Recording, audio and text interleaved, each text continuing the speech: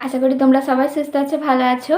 আর আমরা প্রভু গুরু যিশুর আশীর্বাদে, ঈশ্বরের আশীর্বাদে অনেক সুস্থ আছি, ভালো আছি। আর মেয়েও অনেক ভালো আছে। তো আমি তো স্নান করে নিয়েছি, কারণ আজ তো যাব গুরু যিশুর মণ্ডলী যাব। আর মেয়ে একটু জেঠিমাদের বাড়িতে ওকে দিয়ে এসেছি, রান্নাটা বসাবো। তো চলো, যাই হোক, সেরকমভাবে তো এতদিন আমার সম্বন্ধে কোনো কিছু তোমাদের সাথে শেয়ার করিনি। মানে আমার কিছু শরীর খারাপ আদৌ সত্যি বলতে হয় কি না, আমি কীরকম থাকি, কতটা সুস্থ থাকি, তো সেই সব বিষয়ে তো কোনো কিছুই শেয়ার করি না কোনোদিনও। মেয়ে নিয়েই আর কিছু টুকিটাকি সংসারে এইসবই শেয়ার করি। তো আজ তো মানে নিজের কথা বলবো, প্রভু গুরু যিশু আমাকে কিভাবে সুস্থ করলেন একদিনে। আমার তো অনেক প্রবলেম ছিল, তো আজ তোমাদের সাথে অনেক কিছু শেয়ার করব, মনের কথা, প্রাণের কথা, আর মনের ব্যথাও বলতে পারো। তো মেয়েকে যখন ওই বনহুগলি হ্যান্ডিক্যাপ হসপিটাল, ওখানে মানে থেরাপির জন্য ভর্তি করিয়েছিলাম, তখন তো আমরা থাকতাম বরানগরে থাকতাম। আর বনহুগলি হ্যান্ডিক্যাপ হসপিটালটা ওটা ডানলপ থেকে ওই সিটির মোড়ের ওইদিকে যেতে হবে, তো ওই দিকেই। তো বরানগরে যখন থাকতাম তখন ওখান থেকে তো অটো করে আসতে হতো। তো মেয়েকে নিয়ে তো আমি একাই জার্নি করতাম, মানে ওকে ওই হসপিটালে নিয়ে আসা, থেরাপি করানো, সকল কিছুই। তো মেয়ে তো মানে 7 বছর বয়স, তোমরা তো দেখতেই পাচ্ছ, ভিডিওতে দেখো। তো ওকে না মানে চাগিয়ে তুলে গাড়িতে ওঠানো, নামানো, তারপর এই বাড়ি থেকে যে যেতাম যখন কোলে করে বাসে ওঠা, তো সব কিছুই আমি একাই করেছি।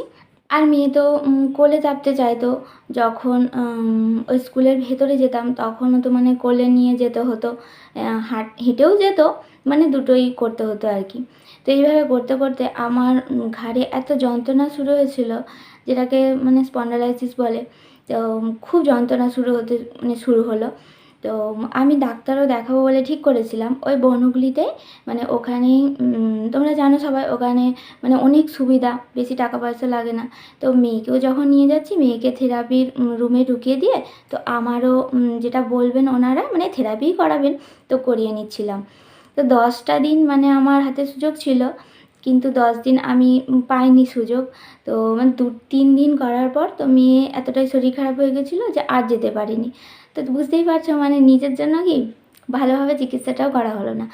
তারপর দিন দিন যত মানে আগাতে লাগলো, তত আমার যন্ত্রণা আরও মানে অসহ্য যন্ত্রণা বেড়ে গেল। তো তবুও তো মেয়েকে নিয়ে তো যেতেই হবে, আমার কষ্টের জন্য মেয়ে তো আর এসব বন্ধ করে দিতে পারে না। তবুও যেতাম, কষ্ট হতো। এমনকি মানে খেতে বসলেও এইভাবে এরকম মানে মাথাটা এরকম সোজা করে রাখতে হতো। তো এখন তো কত সুন্দর মানে নিচু করতে পারছি।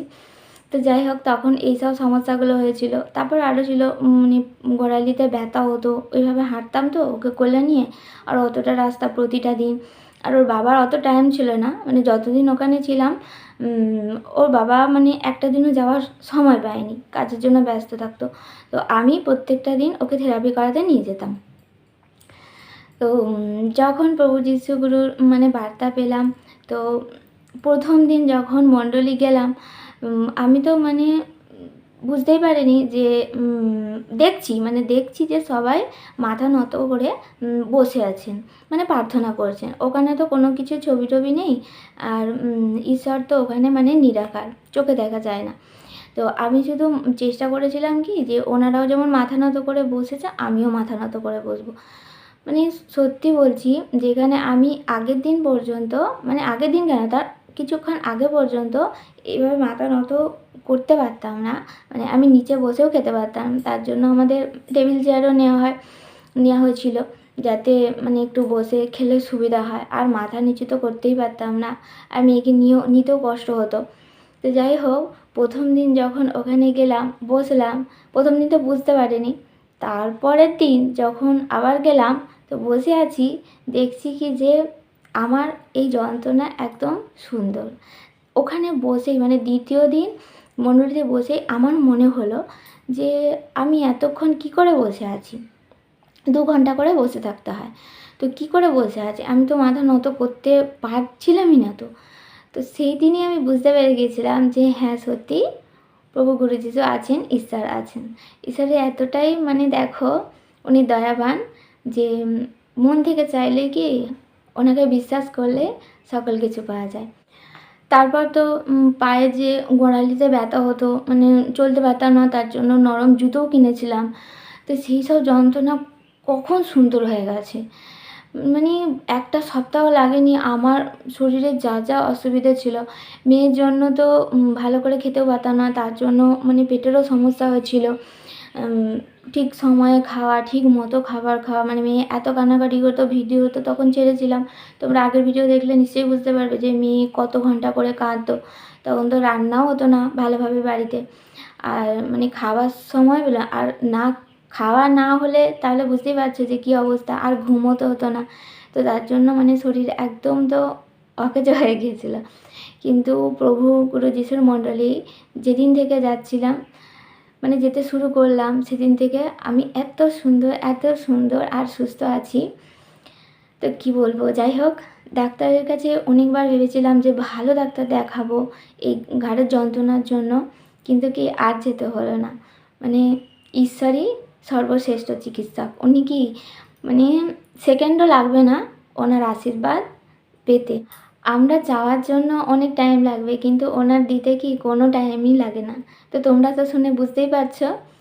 আর সত্যি মণ্ডলী প্রাণ গুরু যিশু আমাদেরকে বাঁচিয়ে দিয়েছেন, আর আমাকেও দেখো কত সুস্থ সুন্দর করে দিয়েছেন।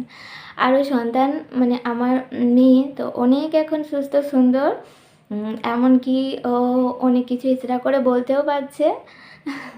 আমি তো খুব খুশি, খুব খুশি। আর সবাই খুশি। তো আশা করি তোমরাও ঈশ্বরের দেখা পাবে, তোমরাও সুস্থ থেকো, ভালো থেকো। আর পারলে ভিডিওটা অনেক অনেক করে শেয়ার করো, আর লাইক কমেন্ট অবশ্যই করো। আর প্রভু গুরু যিশুর প্রতি বিশ্বাস রাখলে জীবনের সকল কিছুই সম্ভব হতে পারে। তো আমি তো বাইবেল পড়ি, মানে ওটা যত পড়ি তত অবাক হয়ে যাই যে আগে তো জানতাম না কিছুই। সত্যি উনি সকল কিছুই পারেন, ওনার মানে সাধ্যে নেই এমন কোনো কাজ নেই, উনি সকল কিছুই করতে পারেন। সুস্থতা তো কোনো বিষয়ই নাই। তো অসুস্থ মানুষ কত সুস্থ সুন্দর হচ্ছে, মণ্ডলীতে কত কিছু শুনি, কত সাক্ষ্য শুনি। তো আজ আমার সাক্ষ্যটা তোমাদের সাথে শেয়ার করলাম। তো এখন তো তাড়াতাড়ি করে রান্নাবান্না করে নিই, আজকে তো মণ্ডলী যাব, আজ তো রবিবার। তো মেয়েকেও রেডি করিয়ে দেবো, ওকেও নিয়ে যাবো, তো ওকে নিয়েই যাই প্রতিটা দিন, আর মাঝে মাঝে ওকে রেখে যাই। তো চলো, তোমরা সবাই সুস্থ থেকো, ভালো থেকো। ঈশ্বর সকলকে আশীর্বাদ করুক, সকল সন্তান সুস্থ থাকুক, ভালো থাকুক।